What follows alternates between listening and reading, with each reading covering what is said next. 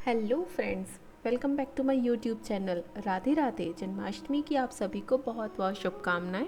तो आज की वीडियो में मैं आपसे शेयर करूंगी कुछ 11 ऐसे रहस्यों के बारे में श्री कृष्ण के, जिनके बारे में बहुत कम लोग जानते हैं। तो चलिए मैं वीडियो को स्टार्ट करती हूँ।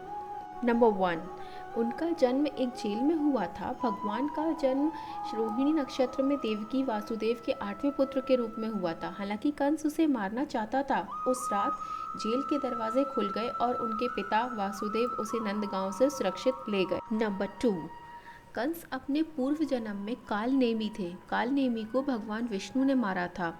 देवकी के जो 6 पुत्र थे वो कंस के पूर्व जन्म में काल नेमी के पुत्र थे, जिन्हें हिरण्यकश्यप ने श्राप दिया था कि वे अपने पिता के द्वारा मारे जाएंगे। इसीलिए काल नेमी अर्थात कंस ने अपने अगले जन्म में देवकी के 6 पुत्रों को उसी श्राप के अनुसार उनका वध किया था, जो कि उनके पुनर्जन्म में श्री कृष्ण के भाई बने। नंबर 3, भगवान श्री कृष्ण के बारे में कहा जाता है कि उनकी 16,100 पत्नियां थीं, लेकिन ये बात गलत है। श्री कृष्ण की केवल 8 पत्नियां थीं, जिनके नाम इस प्रकार हैं: रुक्मणी, सत्यभामा, जाम्बवती, नगनजाति, कालिंदी, मित्रविंदा, भद्रा और लक्ष्मणा। भगवान कृष्ण की जिन 16,000 पत्नियों के बारे में कहा जाता है, दरअसल वे नरकासुर के यहाँ बंधक बनी हुई थीं, जिनको भगवान श्री कृष्ण ने मुक्त करवाया था। वे सभी महिलाएं किसी की माँ, किसी की पत्नी और किसी की बहन थी, जिनको नरकासुर अपहरण कर अपने यहाँ बंदी बनाकर रख चुका था।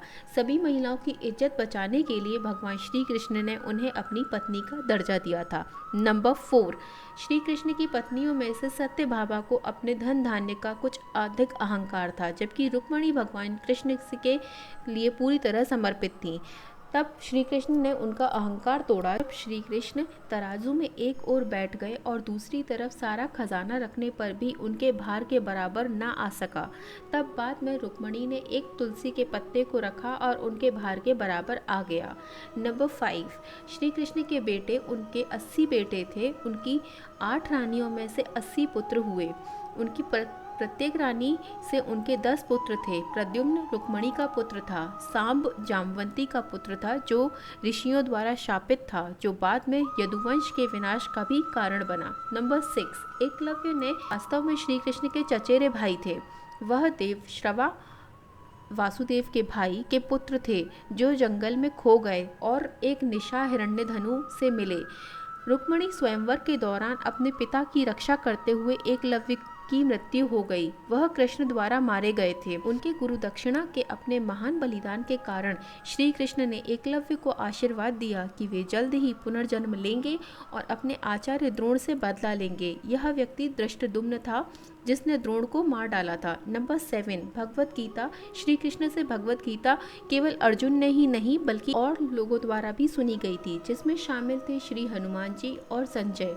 कुरुक्षेत्र के युद्ध में हनुमान जी अर्जुन के रथ के ऊपर विराजमान थे और धृतराष्ट्र को युद्ध की घटनाओं को बताने के लिए दिव्य दृष्टि से वेद व्यास ने संजय को यह आशीर्वाद दिया था।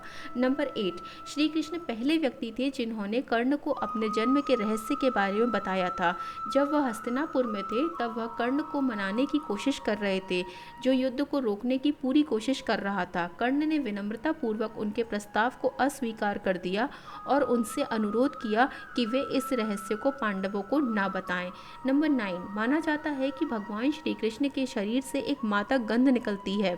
इस गंध से श्री कृष्ण गुप्त अभियानों में छुपने का उपक्रम करते हैं। चौंकाने वाली बात यह है कि यह गंध द्रौपदी में भी थी। द्रौपदी के शरीर से भी सुगंध निकला करती थी। लोगों का मानना है कि इस खूबी के कारण श्री कृष्ण ने द्रौपदी को अपनी बहन बनाया था। भगवान कृष्ण के शरीर से निकलने वाली गंध गोपिका चंदन की थी और कुछ रात रानी की सुगंध से मिलती जुलती थी। कुछ लोग इसे अष्टगंध भी कहते थे।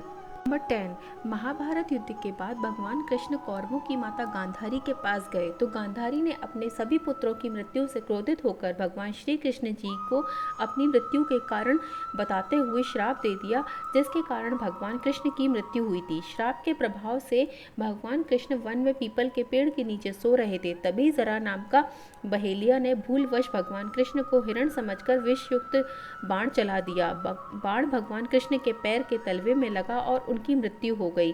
भगवान कृष्ण ने इसको बहाना बनाकर अपना शरीर त्याग दिया।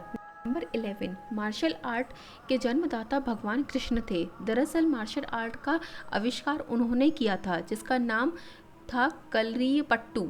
इस विधि से भगवान श्री कृष्ण ने चारु और अन्य कई दैत्यों का वध किया था। उनकी उम्र 16 साल की थी जब मथुरा के राजा का शरीर अपनी हथेली के प्रहार से काट दिया था। जैन श्रुतियों के अनुसार भगवान कृष्ण ने मार्शल आर्ट का आविष्कार भारत क्षेत्र के वनों में किया था। हालांकि इन विधि को अगस्त मुनि ने भी प्रचारित किया था। भयंकर सेना और प्रलयकाली सेना बनाने के लिए श्री कृष्ण ने मार्शल आर्ट की नींव रखी थी, जो बाद में बौद्ध धर्म से होते हुए मार्शल आर्ट के नाम से प्रसिद्ध हुई। यह विद्या चीन, जापान, बौद्ध क्षेत्रों में भी खूब फली फूली और आज भी ये विद्या केरल और कर्नाटका में प्रचलित है। तो देखा दोस्तों, ये थे कुछ रहस्य जो कि श्री कृष्ण के बारे में थे। अगर आपको मेरा वीडियो पसंद आया हो तो प्लीज़ इसे लाइक, सब्सक्राइब और कमेंट ज़रूर कीजिएगा।